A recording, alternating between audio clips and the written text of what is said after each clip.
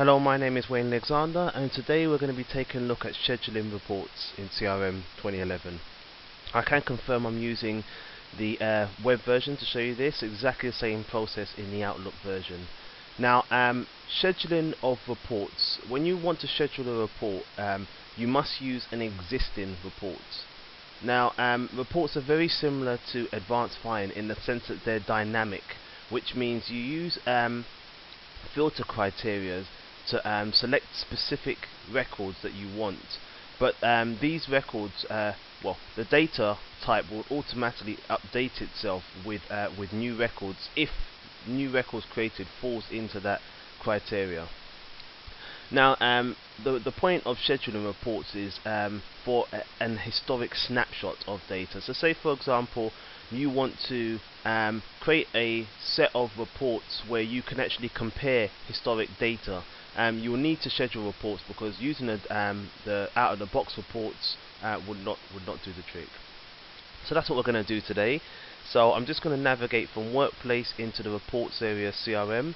Now, I've got a report here called Leads by Annual Revenue, and what I'm going to simply do is I'm going to run that report. Now, this is an out-of-the-box report, and what it does is it takes a look at the owner of the lead and the annual revenue that lead actually makes, or the lead's company actually makes.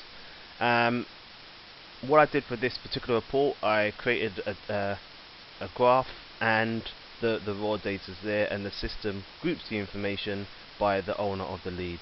Now, as I previously said, if my manager wanted me to pull off several reports, maybe over a period of a month, because they want to compare the reports on a weekly basis, then dynamic reports would not do the trick. What we'll have to do is schedule, and that's what we're going to do now. So I'm going to go ahead and close this report. And scheduling is really straightforward. You simply select the report, the dynamic report that you want to schedule, and then you hit the functionality to schedule reports here, and the system will say, what would you like to do? On demand, in other words, right now, or on a schedule. I'm going to select on a schedule and hit next, and now it's really straightforward. We're just going to go ahead and use the wizard. So I'm going to select weekly.